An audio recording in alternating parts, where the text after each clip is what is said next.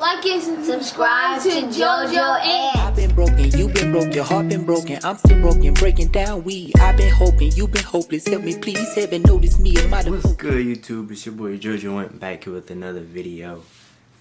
White beater JoJo in the building, not white beater, cause I don't support that. So we going with white beater. You know what I'm saying? But yeah, man. Like I was saying, back here with another video. You already know how we rocking with uploads, and actually dropped a few videos last week. So if you haven't seen those already, make sure you go check them out on the page now. But today, you know, we back with the reactions. You know what I'm saying? Fitty vibes going on. So you finna react to Watch Mojo top 10 low budget games that made millions. So I'm very interested in seeing some of this. Y'all know I'm into the animation, video games, all that. So I really wanna know what games actually was low budget for say and did this great. So let's hop into it, you feel me?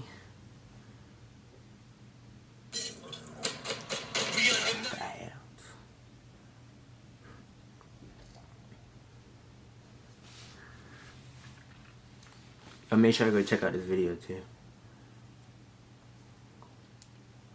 Let's get it. Hope my phone don't die during this. Return on these games was huge. Welcome to Watch Mojo, and today we'll be counting down our picks for the top 10 low-budget games that made millions. Undertale. That looks mad familiar. I don't know what that is though. For this list, it's like a game that's out like small starting budgets that went on to make millions in profits. Brave. Computer game. I ain't gonna lie, the little games like that, I used to love playing those. They had that on like Cool Math or whatever. You know, it was a rap when you was in school. Number 10, Flappy Bird, aka Holy Flappy Shit, Bird did look low budget, but everybody was on Flappy Bird. I ain't gonna even lie. This smash hit mobile game was created solely by 2013? programmer Dong Nguyen in Crazy less they came than out a that long week, ago.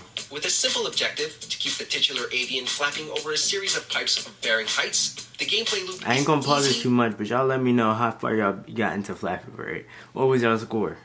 I know I used to go crazy on it. Endlessly repetitive and incredibly addicting.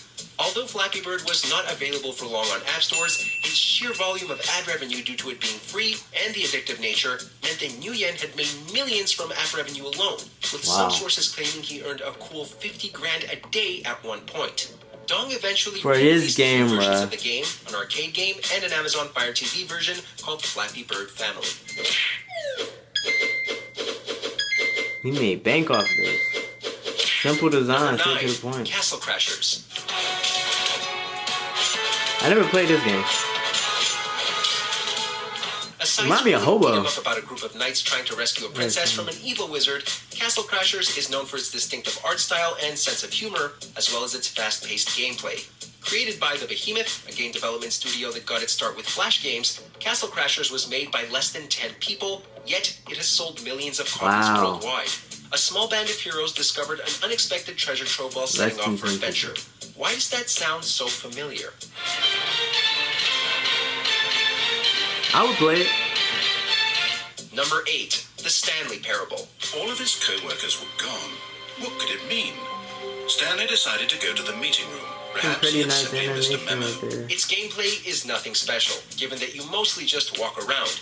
But The Stanley Parable distinguishes itself through its memorable narrator, numerous reality-bending moments, and fourth-wall breaking story elements. Originally created as a Half-Life 2 mod, Parable was developed by Davey Redden with the help of William Pugh. Even without an exact budget, the fact that the Let me know if y'all sold play that over game. 1 million copies on PC alone and is due to have a console release in 2020 means that its sales have surely exceeded what Two Guys alone put into it. And could someone please tell me why this game always seems to hit the number 8 slot? But is it enough? Tell me that, Stanley. Will it ever be enough? When I say this, I'm done making things for you. Number 7, Terraria.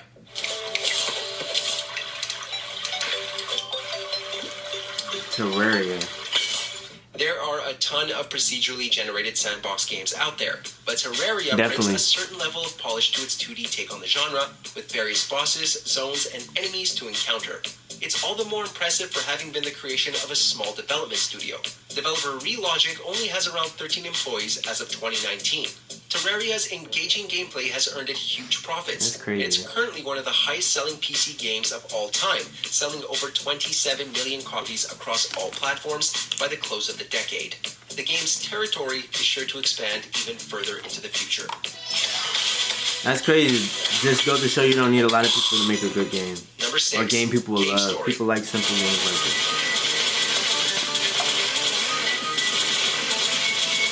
A deceptively simple 2D platformer in the Metroidvania genre, Cave Story follows a robot traversing a series of mysterious caves and encountering villains threatening a race of rabbit people. The game won many over with its upgradable weapon system, charming characters, and catchy soundtrack. Developed over the course of 5 years by one developer, Daisuke Amaya, Cave Story was originally released for free online. After developing a cult following, it was released in various upgraded versions across multiple platforms and earning millions. It just goes to show that sometimes giving something away can yield big returns.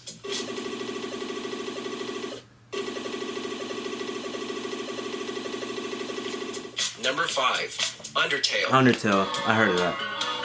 Pretty sure a lot of people heard of that game. This little Never RPG played it, has though. taken the world by storm, managing to combine quirky characters, an unusual battle system, and a storyline with real consequences for the player's moral choices.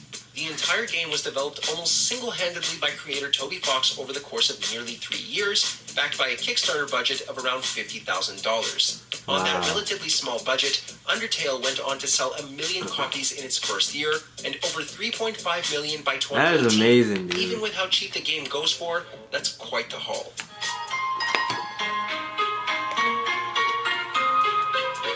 Number 4, Super Meat Boy. Super Meat Boy. Is that a meatball? This unforgiving platformer has players lead an animated chunk of meat through a grinder of punishingly difficult levels requiring absolute precision. Super Meat Boy was created with a surprising degree of precision too, especially considering its mere 2 developers lived on different coasts during the time they worked on it. The game has received both wide acclaim and has sold millions of copies, reaching its first 6 figures within the first year or so, and doubtless making even more since then. While it certainly makes players want to smash their heads against something, clearly people are into that. Still designed a good game, not being Number near 3, each other. Braid.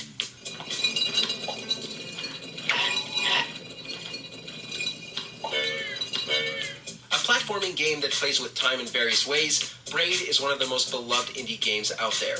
It follows a man determined to rescue a princess from a monster, but its simple setup... Honestly, seeing all these games make me want to go and play them. Some of these old, some of these new, but still, I want to play some of these games now. Please let me know if any of these are on the Nintendo, the Switch. I almost forgot the name. I had to look over there, man. Or computer, wherever you can find these games. is executed in a I fascinating want to play way. some of them now. Created by developer Jonathan Blow over 3 years and using $200,000 of his own money, Braid has since made millions of dollars through sales across multiple platforms. While 200 grand is still a lot of money for most of us, it pales in comparison to what it yielded.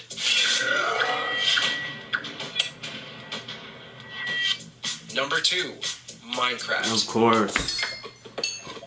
Look, every gamer at some point in their life played Minecraft.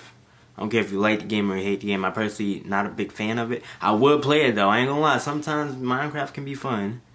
But personally, I don't play it now. But I know a lot of people play that game. We're getting into the all-timers now. Yep, Minecraft is definitely one of the biggest games of all time, and it's not hard to see why. The simple concept of harvesting and mining materials to improve your harvesting That's what I'm mining saying, abilities simple game or design. achieve other objectives is People like. hardly new, but the versatility offered in the game is virtually unmatched. First created by one developer, Marcus Notch Pearson, Minecraft has since earned billions of dollars, including a $2.5 billion buyout of Pearson himself from Microsoft. You'd have to mine a lot of diamonds to earn that kind of dough.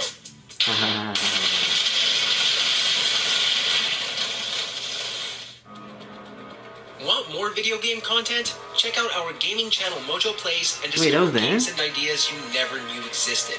With more lists, breakdowns, and our latest series, They ain't doing Arcade no more, Roulette. yeah. Justin and John are in. Oh. Hey, is that Porky Pig? There's a lot of things being ripped off in this game. number 1. Tetris. Everybody loves Tetris. Still love this game to this day. I got this on my Switch. Have you still playing it? Because it's such a simple puzzle game, but Tetris is an extremely popular one too. Created by Alexei Pajitnov in Moscow during the Soviet Union, Tetris is the original rotating block puzzler. With 170 million copies sold and counting, Tetris has made billions from its addictive gameplay and endlessly catchy theme song, although Pajitnov himself couldn't tap those riches until 1996. Given that it has been remade and remixed countless times in the decade since its release, getting an accurate figure on its total sales is a puzzle in and of itself, but Tetris has found the secret to long-term success. Since 1984, Tetris still goes hard, man. Tetris! In the mood for more awesome gaming content? Be sure to check out this video. Okay, Watch Mojo. Appreciate you, bud. But anyways, man, y'all let me know your favorite game from off that list.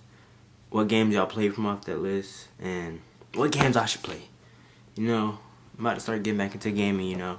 I'm gonna drop some gaming videos pretty soon on this channel. But anyways, make sure y'all like, comment, and subscribe on this video. JoJo International. That's why I'm on my way. I said I'm on my way. Tell every dream that I'm chasing that I'm on my way. Tell the city that we made it and I'm on my way.